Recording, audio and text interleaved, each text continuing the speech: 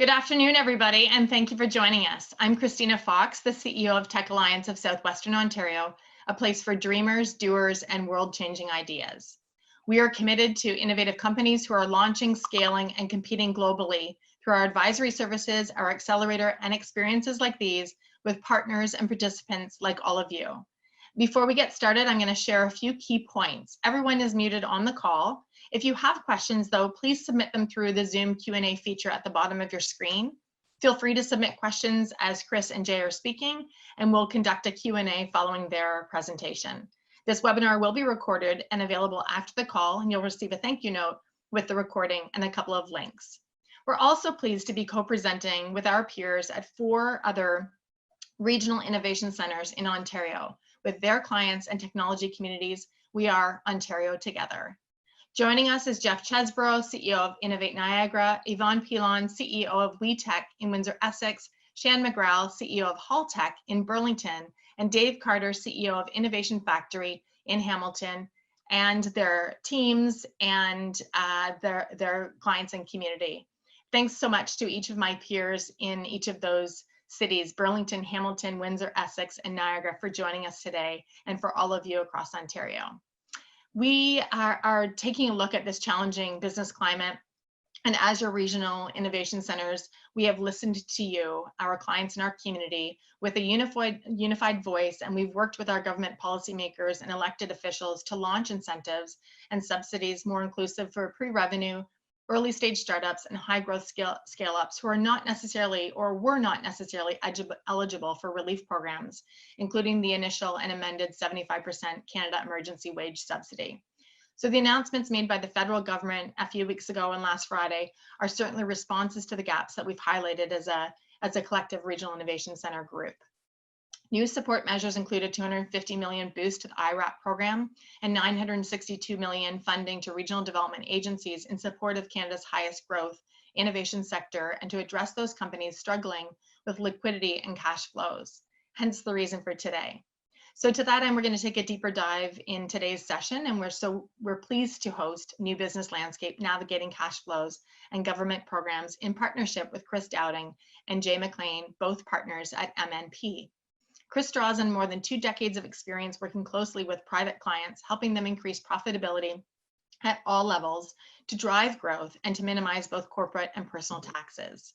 Chris has a significant audit and accounting experience in Canadian International Financial Reporting Standards Group, audit and tax planning and compliance. He is also a member of our board of directors at Tech Alliance. Welcome, Chris.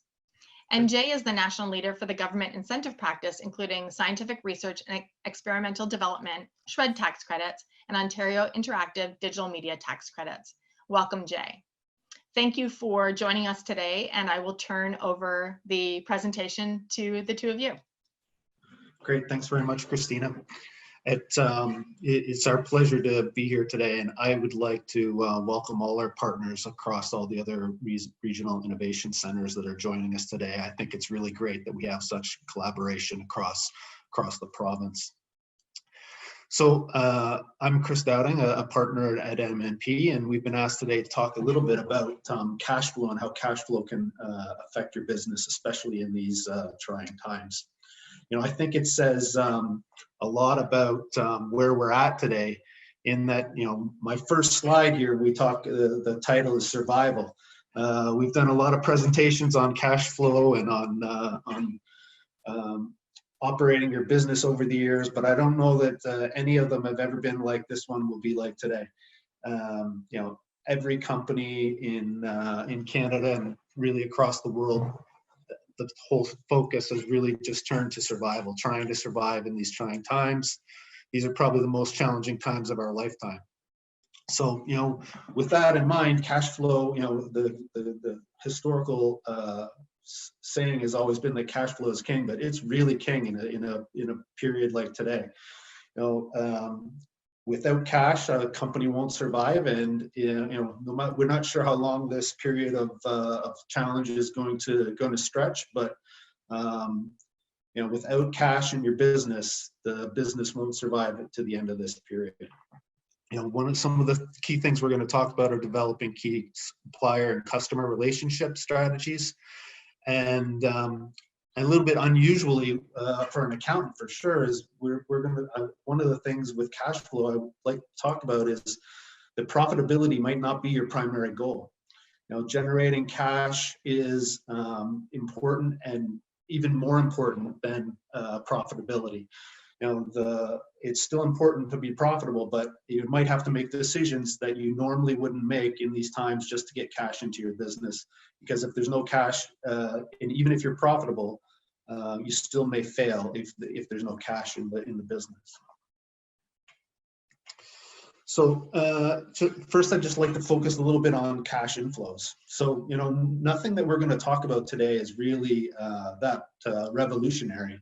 It's really common sense, but I do think that it's a little bit of just alternative thinking in when you're running your business. You know, it's as simple as trying to collect your receivables faster. So how can you do that? You know, offering discounts to your suppliers, build things a little earlier, asking for deposits, requiring customers to pay with electronic payments. You know, one of our strategies has been that raise your limit for what will allow clients to pay over a credit card.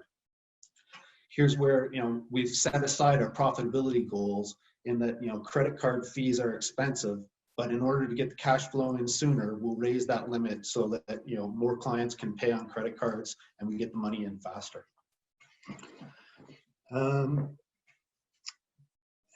You know, at the end of the day, you have to do basically anything you can do to bring the cash in faster.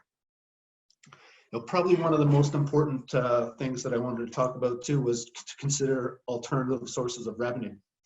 You know, you can look at what Tech Alliance's Twitter feed and see perfect examples of this. You know, there's a company, a local company in London that was in the fashion industry that's shifted and now making hospital gowns and protective equipment for support workers.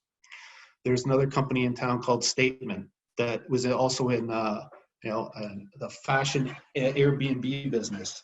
Well, they realized that, you know, some of the things that they used to clean their garments when they came back could also be used to ensure that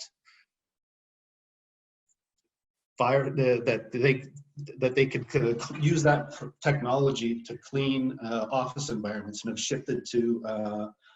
shifted their revenue sources so that they have new customers in this trying times. It doesn't really matter sort of who you are, whether you're a restaurant and you're shifting to do takeout, or you're a printing company and you shift to do signage for physical distancing or social distancing within a retail environment. Whatever it is, you need to try to figure out ways that you can shift and get alternative revenue sources that maybe you didn't have before this. So that's sort of one side of the equation. What about on cash outflows? Now, this is the part that most people don't want to talk about. Unfortunately, it means cutting all costs that are non-essential.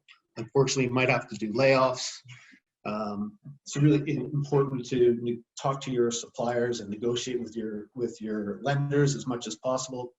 I think one thing to remember is, you know, as much as your business might be struggling, you got to consider that your customers and your suppliers' businesses are also probably struggling as well. And in these times, everybody's got to be as good a business citizen as they can be. So, you know, it doesn't help if you get upset with your customers if they're not paying. It doesn't help if you're trying to bully your suppliers into paying later. Everybody's got to work together, but you do have to take a realistic approach and negotiate as much as you can with those suppliers and try to get as good a lending or alternative arrangements as you can possibly get. You know, the other thing that is in the news a lot, you should absolutely, if you have to, try to take advantage of mortgage and rental deferral programs. Also inventory. So, you know, inventory is if you have inventory in your business, a great way to try to increase your cash flow is to liquidate the slow-moving inventory. Inventory, unfortunately, has really limited collateral for borrowing capacity. Most lenders will only lend you at most 50% of that inventory value. So as much as you can reduce that inventory value can really improve the cash of your business. The next slide here is, I've been talking a lot about ways to improve it, but as much as the ways to improve it are important, monitoring and predicting what your cash flow is going to be is just as important. So I've attached here in this slide, which will get sent out later, there's a link to a cash flow template, which we use for our customers and our clients that is basically a weekly cash flow forecast. If you can't monitor and you can't assess what your cash flow is going to be, then you're not going to be successful. It's going to become more and more important to try and predict when the cash is going to come in. How long do your customers normally take to pay? If they normally paid in 30 days, are they still going to pay within 30 days? Maybe they're going to pay in 60, maybe they're going to pay in 90. You need to try and predict that over in your cash flow. And then when you're going to your lenders, these cash flow forecasts are going to be critical in order to try and get new lending. And so I wanted to include a template here that to help anyone in trying to produce some of these cash flow templates. So and then the last thing that I wanted to talk about briefly before I turn it over to Jay is just the number of government support programs that are out there. This presentation really isn't about government support programs, but when we're talking about cash flow, that's where a lot of cash flow is going to come from in the next little while. So, trying to tap into the Canada Emergency Bank accounts. Anybody that has salaries in 2019 between $20,000 and $1.5 million can apply for a $40,000 loan through their lending institution. That could be a real key thing to keep your business afloat for the next period of time. Also, there's the wage subsidies that are available for companies that qualify. The government has deferred tax payments. If your tax payments were due between March 18th and August 31st, you don't have to pay those tax payments until August 31st, September 1st now. New business credit availability program is a loan program through the BDC where you can borrow up to $6.5 million. And then there are some employment subsidies for youth summer job programs where if you were part of that program prior to this crisis, they've really enhanced the amount that you can get refunded for hiring students. So those are just some of the programs, but I asked Jay to join me here today because Jay's going to talk about some of the other programs that have always been available, and that's not the ones that are available in this crisis, because I think that's going to be another key solution to driving some cash inflows into your business. So I'll turn it over to Jay. Great. Thank you, Chris. Thank you, everybody, for allowing me to talk a little bit about some other sources of cash, government funding, and these are meant really as an update overall. We're not going to get into the nitty-gritty of these, but at least kind of get you thinking about some of these government funding programs that could be a benefit given the times that we're operating in. And you can see that the things I'm going to touch on there are the SHRED tax credits, the IRAP, digital media that's provided through Ontario Creates, as well as a couple BDC programs. So let's jump into the next slide on SHRED. And I'm not going to get into the details around the SHRED program. I know many of you are familiar with the program. At a high level, it's the largest federal incentive program for innovation and research and development. It awards more than $3 billion every year to more than approximately 25,000 companies. So a very significant program. And what we've experienced recently with Canada Revenue Agency, CRA essentially, just like all of us, was hit by this uncertain environment that we're operating in. The good news, though, in the recent weeks, the last couple of weeks, is that CRA is processing SHRED claims.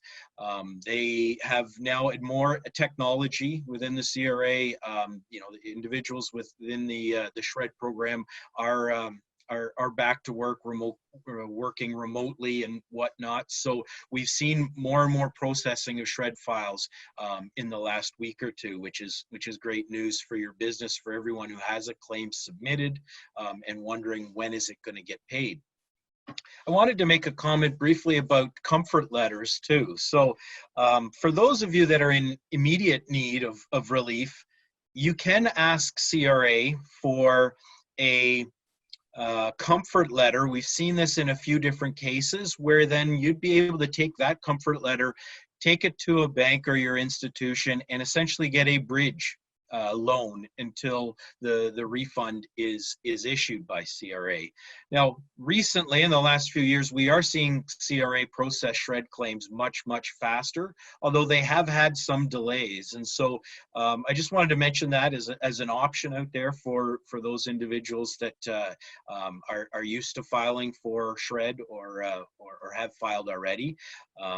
My recommendation around SHRED as well, just to add to that, is to make sure you get your submission in ASAP.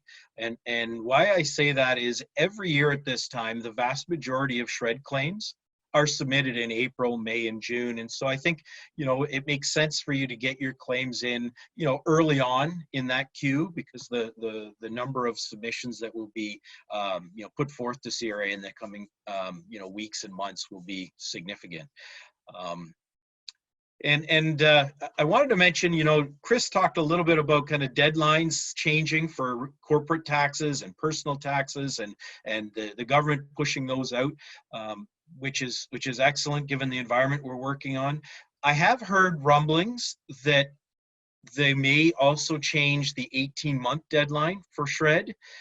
For those of you that aren't that familiar, there is a hard and fast deadline 18 months after your fiscal year end. So if your year end is December, you have to file that 18 months, which would be June 30th, or else that falls off the table. So I think for today, you need to go on the basis that 18-month deadline is still in play. In order to change that, there needs to be legislation changes. And so we'll see what happens in the near future on that one.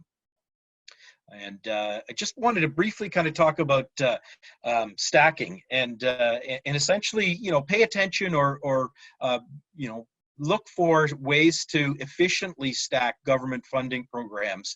And, there's been a series of new funding that's been announced in the last number of weeks.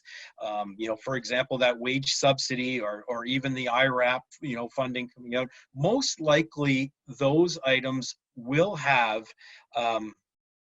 a negative effect or will reduce your SHRED claim. And so I always, encourage companies that are making submissions to work with, a service provider that really understands these, so that you can stack these programs and get the most bang for your buck out of each program without them having kind of negative interference. So I guess pay attention, and do some planning there. That often can pay dividends in bringing more cash in.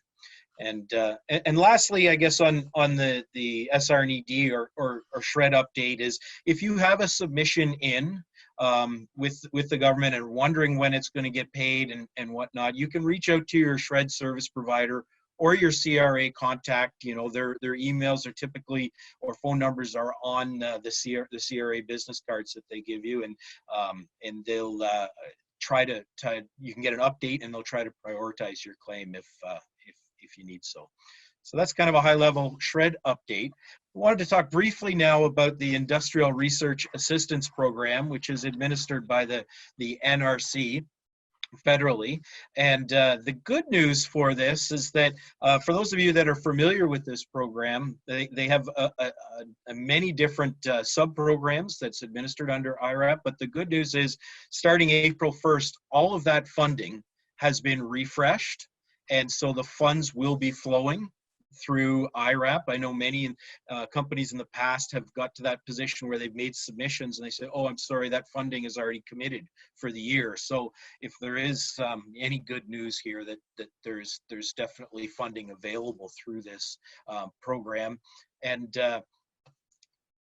as mentioned right off the top, there was an announcement on Friday.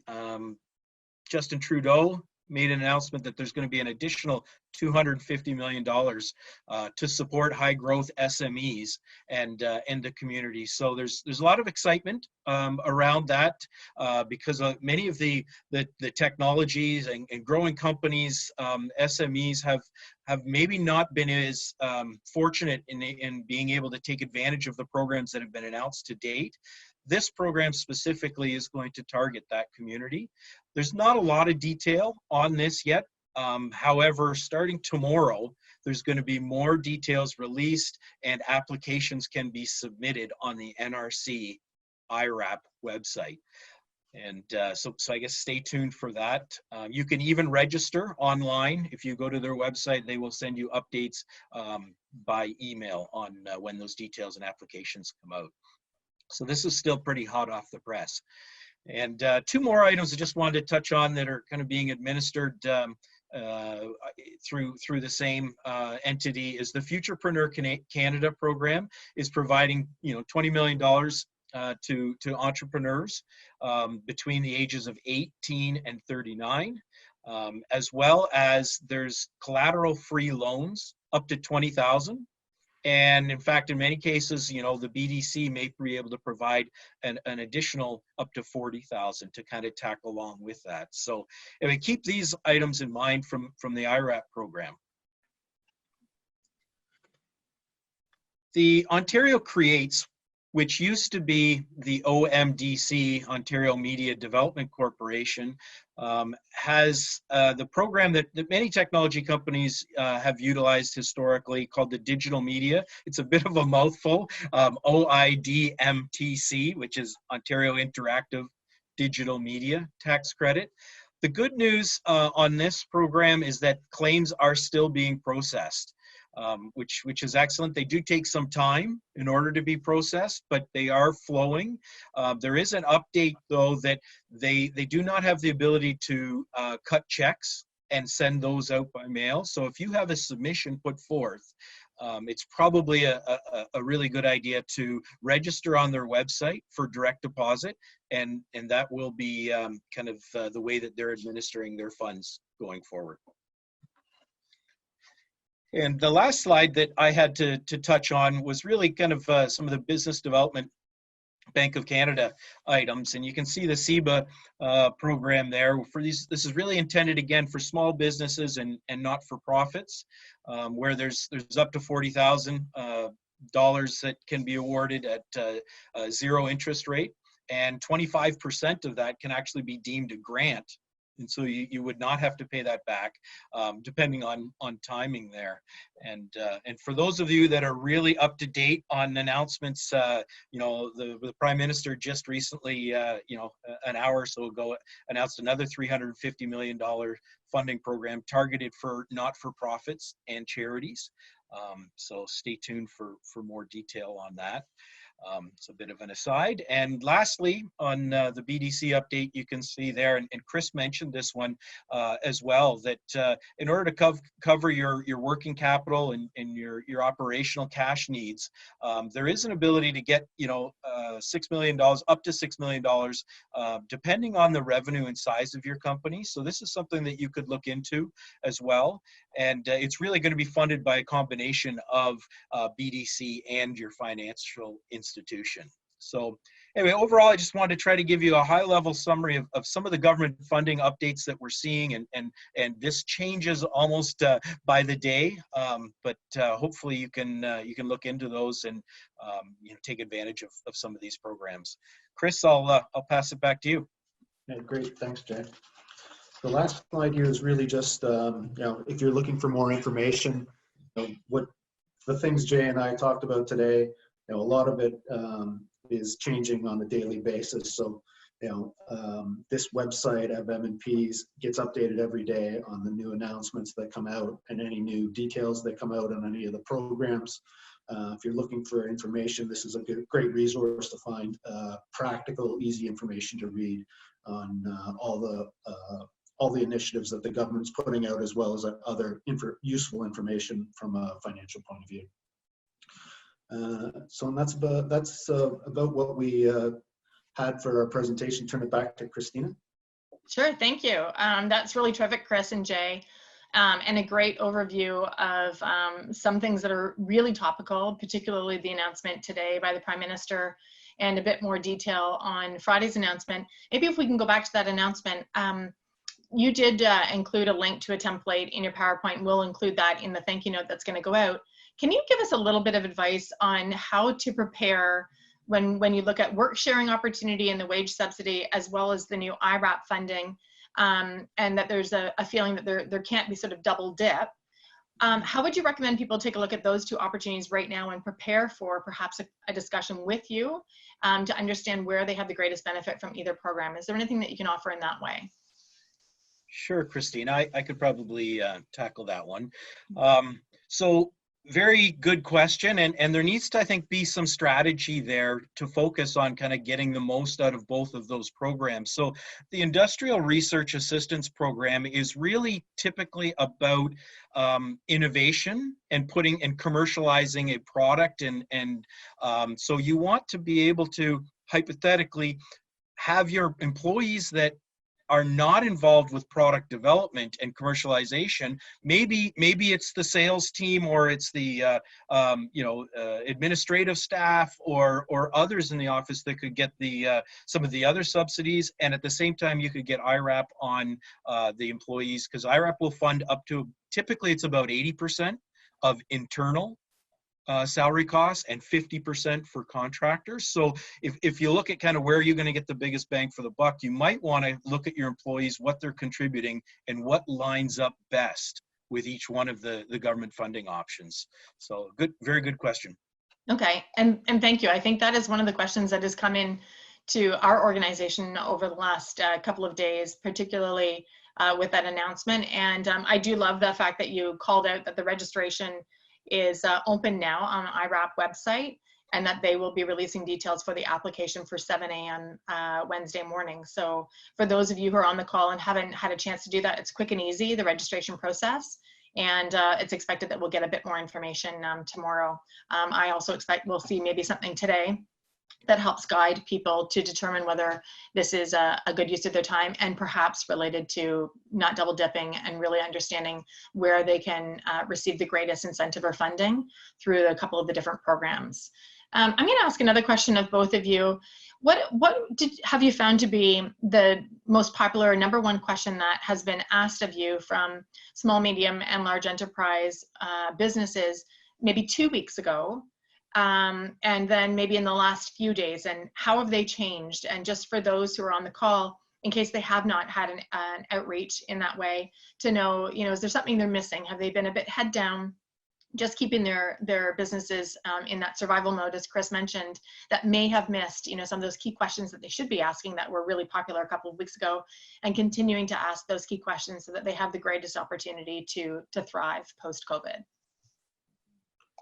Well, maybe I'll start, Jay, and then you can add on.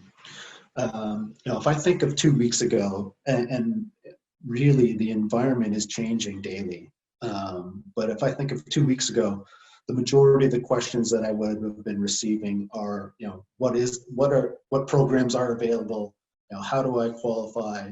What, on the wage subsidy, how is it calculated? How can I qualify? Where 2 weeks later now, I think the questions are becoming more of granular in how do I actually apply for the money? Where can I actually do the calculations? And actually the Prime Minister today announced for the wage subsidy that the website is now up and running, that there's an online calculator that can help people go through that, and I took a quick look at it, looks pretty good, and that they'll start accepting applications for the wage subsidy on Monday. So really, what we're announcing today will probably change tomorrow too, right? So Exactly. I think that's the challenge that some entrepreneurs are facing, is how do I keep track of the bouncing ball? And it's sessions like this where they can get real advice live to this moment. And the materials that you prepared for today are very much like an agile focus in like, this is what we know today that could change tomorrow, but supporting entrepreneurs right now with the options that they have. A quick question then, related to even preparing, Chris, you had mentioned the idea of preparing for some of those applications. Is this something that Jay or Chris or members of your team can support someone to actually create the application, to create the commentary that should be submitted as part of the application? Do you guys support that? Yes, for sure. Often we find, depending on the level of complexity around the program, that the best approach around kind of putting an application together is to maybe have, myself or one of the M&P team members review an application, so that we find the company would, if they take the first stab and go through that, then it minimizes the amount of kind of review time and cost there. And so most of the times we get involved with IRAP applications. That's our capacity. Well, when you deal with other programs, for example, if they're more complex, you may want to have someone support with kind of doing more work as far as the full application. But specific to kind of IRAP, that'd be my recommendation. We do assist. Typically, we'll do that kind of on an hourly basis as needed, depending on what the company's looking for. That's awesome. Thank you. And so if somebody on the call wants to connect with you and the contact information you shared on the slide, we'll also include that in the follow-up call with this recording. And then if they reach out to you, you can support sort of the triage and making sure that they have that fairly immediate support. Yep, sounds great. Awesome. Maybe also on the vein of seeking support through MMP, what are the tips that you would suggest that an entrepreneur considers as they think about the stacking capability that you reference? What are the kinds of things that you encourage them to do specifically before they get in touch with you, so they can maximize their time with you as they're looking at taking advantage with a stacking capability? Yeah. When it comes to stacking, it's a complicated world out there. There's all kinds of different programs that are available, provincial governments and federal governments and whatnot, and it's tough to manage, and these programs change on a regular basis. But many programs are forward-looking. So, for example, an IRAP application looks future and says, what are you going to do in the next 6 months or 8 months, 12 months? And you put together almost like a business plan to say, this is what I'm going to do. So you really kind of have to have foresight on what the development path is going to look like and how much costs or individuals are going to be involved on that specific project. Where some programs like the SR&ED SHRED program are historical looking. You look back in time and say, what did we do in the last year or so, and make a submission. And so I think for companies that are looking at how do I get the most out of all these different programs, I think it's helpful to have a good understanding of the programs and when the applications are due.